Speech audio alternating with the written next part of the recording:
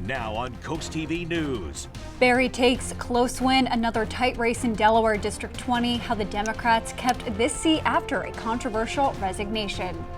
Countdown to Italy is on. In half a year, we will see the start of the 2026 Winter Olympics. This is CoastTV News Midday. Good morning and thank you for joining us. I'm Elisa Weber and welcome to Coast TV News Midday. Our top story this morning, Democrat Alonna Berry is the new Delaware House representative for District 20. This after the razor-thin win in a record-breaking special election. According to unofficial results, Berry received 50.3% of the vote. Her opponent, Republican Nikki Miller, 49%. It does not get much closer than that. This race was decided by 121 votes. That's even tighter than last November's general election for the seat. Then Miller lost to Stell Parker Selby, who previously held this seat by just 245 votes. And here's more information about Alonna Berry. She founded the Brian Allen Stevenson School of Excellence. A big part of her platform is education, including increasing teacher salaries and investing in public safety. She's also the executive director of the Delaware Center for Justice, and she's also the governor's appointee to the Delaware Community Foundation Board. Berry beat a fellow educator, Republican Nikki Miller. The former Cape principal posted the unofficial results on her Facebook page and wrote, quote, "Thank you to everyone who took the time to come out and vote either for early voting or on Election Day." And the Delaware Department of Elections says there was a record-breaking turnout this special election. 40% of registered voters in District 20 cast ballots. The past special election record was a Newcastle County race in 2017 that had 34% turnout. Note that in the general election in November for District 20, about 79% of registered voters either went to the polls or submitted an absentee ballot. And remember, these results are unofficial. Official results come after the votes are certified by the Superior Court 2 days after the election. Berry now fills the seat vacated by Stell Parker Selby. The District 20 seat had been held by Stell Parker since she first took office in 2023. But after being reelected in 2024, Parker Selby missed every single day of the legislative session. Politicians confirmed to Coast TV that Parker Selby had a massive stroke. Parker Selby resigned on June 24th. And Berry will take over the remainder of Parker Selby's term, which ends in 2026. According to the Delaware Department of Elections, Berry and Ruby Schaefer on the Democratic side, along with Republican Nikki Miller, have filed to run in the 2026 election. District 20 is home to approximately 23,000 registered voters. And Alonna Berry will get to work quickly. She believes she will be sworn in ahead of an upcoming special session. The Delaware legislature is reconvening to address the backlash over property taxes. This session could address the residential tax burden tied to school funding after the first statewide reassessment in more than 40 years. House leadership says that special session will take place on August 12th. And we are now taking a live look outside at a busy Rehoboth Beach. Shocking for today's weather. We're going to bring in First Alert meteorologist Bob Trahey. Bob, we are seeing very hazy skies out there this morning. We are seeing hazy conditions, and it's almost hard to tell because of the cloud cover, Elisa, but we continue with an air quality alert for Sussex County. This goes until midnight. Places like Ocean View to Lewis, Georgetown, Milford, and Seaford. We've got smoke in the upper layers of the atmosphere from wildfires in Canada, so if you're suffering from health issues, it's best to stay in filtered air. And that goes for the rest of the state too, that air quality alert. We are seeing some showers moving into Sussex County right now. Millsboro, back through Delmarva, Georgetown, Fenwick Island. You're seeing the rain right now, and it's a little rainy in Ocean City for the third day of the White Marlin Open. We're seeing those showers extending back to the west near Salisbury and the eastern shore as well. So make sure you have the umbrella out the door, as we're seeing more rain back through Crisfield and Virginia, back into Virginia as well. And that's moving our way. So I think it's going to stay unsettled as we go into the afternoon hours with periodic showers. And we're looking at uniform temperatures right now with the showers into the mid-70s, 76 Georgetown and Millsboro, 76 in Milton, Willard 74, and dew points are starting to come up through the 60s and 70s with an onshore flow. Winds not too strong, but that's definitely raising the humidity, and so are the showers this afternoon. We'll see those on and off, and temperatures only rising a few more degrees, mid to upper 70s, close to 80 inland areas by 4 p.m. and looking at 70s at the beach, and kind of feeling a little more raw along the coast with that easterly flow. Otherwise, some breaks in the clouds this evening. And once again, here's a forecast for Ocean City. For the White Marlin Open, those winds picking up, seas building as well, around 5 to 7 feet today. And with periodic showers the rest of the day, it looks like it will stay cooler. But the good news is, as we go through the week ahead, still looking a little drier and maybe some sunshine. And then the weekend's looking good too. Much more on your forecast coming up a little bit later in the newscast. Thank you, Bob. Delaware State Police say a Lewis man is facing charges after a shooting outside of Mr. P's Pizza late Monday night. Troopers say 20-year-old Elijah Bush was wearing a ski mask and talking to 2 teenage girls when they got into the car. Police say Bush fired several shots at it. No one was hurt. Bush was arrested and later charged. Cambridge leaders are responding to reports ICE was in the city. The mayor says they didn't know ICE was in town until after it happened on Tuesday. The police chief also agreed, and the mayor is asking people not to engage with ICE agents and report questionable behavior to her via email. 6 months from today, yes, in less than half a year, we will have the start of the 2026 Winter Olympic Games in Milan Cortina, Italy. We expect to see over 3,500 athletes from 93 countries compete. Some new sports this year include ski mountaineering and mixed gender team skeleton. These games run through February 22nd, and Coast TV is your Delmarva home for the 25th edition of the Winter Olympics. New this morning, a proposed Fenwick Island development is going before the Sussex County Planning and Zoning Commission. They will hold a final site plan review for what is called Channel Point off of Route 54. The project is expected to bring 70 single-family homes to the town, which are now for sale. The review will take place this afternoon at 3 p.m. Coming up after the break, Seeking Sinkhole Solutions will tell you how Milford says it aims to turn a challenge into an opportunity. A section of the Milford Riverwalk has been closed since February after winter storm damage caused a sinkhole. City leaders have hired an engineering firm to develop repair plans after short-term fixes were ruled out. While the design process is still underway, officials say they aim to turn this challenge into an opportunity to enhance the Riverwalk's access and usability. The beauty of that is it draws a lot of traffic to our downtown businesses, and that's what we want. So just to bring one more thing that draws people here, kids, parents, whatever, that's what we want to do. While there is no clear timeline, city leaders say they hope to wrap up the design process within the next few months. And new this morning, we have new information on the effort to reduce the risk of storm damage to the area near the Indian River Inlet Bridge.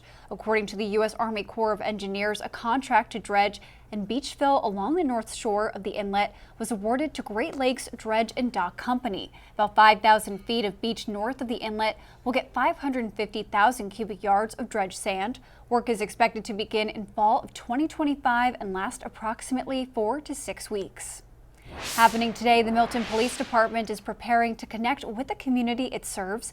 National Night Out will take place, and officials say the nationwide event will include food, vendors, and raffles. It will all take place from 5 to 7 p.m. at Milton Memorial Park. Then on August 12th at 6 p.m., Greenwood will host its event at the Greenwood Fire Hall. The Delaware Division of Public Health is offering back-to-school and DIAA sports physicals at clinics across the state this week. In Sussex County, it's happening tomorrow, August 7th, at the Adams State Service Center in Georgetown. Today in Kent County, that clinic is at the Riverwalk State Service Center in Milford. Newcastle County will hold its clinic on August 7th, in Newark at Floyd Hudson Center.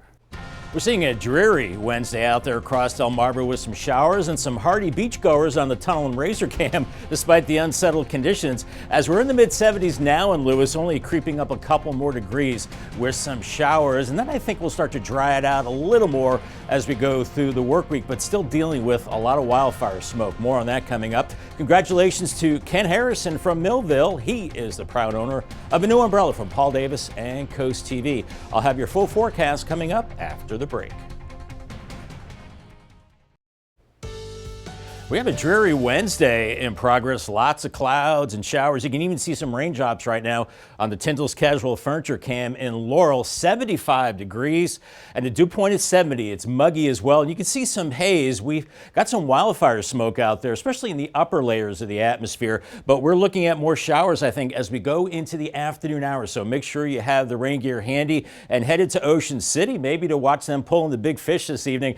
It's looking a little wet. Upper 70s and easterly winds starting to pick up, gusting 25 to 30 miles per hour over the open waters. And I think we're looking at swells 5 to 8 feet as we go through today and tomorrow. We're in the mid to upper 70s the rest of the week into the weekend, and not too bad with a mix of sun and clouds. Here's your storyline. It's cloudy today. It's a little warm. We'll call it mild with an uptick in humidity and a few showers possible. And then later in the week, the humidity returns and we're looking at clouds and sun and below average temperatures at that time. Right now, uniform temperatures in the mid 70s under the cloud cover. Some of those showers. Lewis 75, Bethany Beach 75, Millsboro 76, and the dew points coming up 60s and low 70s. We're seeing the moisture as we have an onshore flow right now, and we're looking at that easterly wind, and we see showers overspreading Sussex County around Seaford back to Laurel. A deeper green indicating some heavier showers around 113 in Millsboro, and then farther south, Salisbury towards Ocean Pines and Ocean City. Once again, we're going to be getting wet into the afternoon. And the eastern shore also seeing the showers as we're seeing that rain extending back into Virginia. And all this is headed our way. So make sure you have the umbrella this afternoon as high pressure is weakening over us. We're seeing more of that rain through North Carolina. And off the southeast coast, we have low pressure developing, possibly turning into a tropical entity. Now, there's a moderate chance of this developing into possibly a tropical storm, and the name would be Aaron. 10% chance of that the next 48 hours, about a 40% chance over the next week. And it looks like this system, whatever it will be moving to our south and east, and looks like a nice weekend on the way. But we have this persistent easterly flow and the wind starting to ramp up, especially overnight into Thursday, gusting nearly 30 miles per hour, a little stronger, and that will build the seas. So it's going to be a bumpy ride for the anglers heading out as we go into tomorrow and part of the weekend. Here's this air quality alert that's in effect for all of Delaware, I should say, as we go through today into tonight because of that wildfire smoke. And we're looking at that pretty much hanging on. This is mainly in the mid to upper layers of the atmosphere, but if you suffer from health issues, it's best just to stay in air conditioning. As it stays kind of muggy to humid really the next several days, maybe a little relief next week. And there's that system to our south that could graze the southern tip of Delmarva with some showers Friday morning. But as of now, it looks like whatever develops will be staying out to sea. And we're looking at a good looking weekend on the way. Sunshine Saturday and Sunday, maybe a little breezy. And for the anglers, probably some bigger swells from that system that will be bypassing us to the east. Our highs today around 80 in Harrington, 80 in Milford, 80 in Millsboro, cooler 75 in Rehoboth. For the eastern shore, Cambridge around 80, and Vienna the same, 84. Federalsburg with more of those showers, and then Crisfield 78, 79 in Pocomoke City, and 78 for Chincoteague and Ocean City. Paul Davis, 7-day forecast, right around 80 the high as we go through the rest of the week. Today, the cloudiest day, and then a mix of sun and clouds Thursday and Friday. And right now, the weekend looking pretty good. Mix of sun and clouds, 82 Saturday, 84 on Sunday, and then hot and humid as we head into Tuesday with a high of 90 and partly sunny skies. Thank you, Bob. Coming up tonight on DSN at 7 o'clock, it's live Shorebirds baseball as they continue their series against the Fayetteville Woodpeckers. Then it's the final score at 10:30.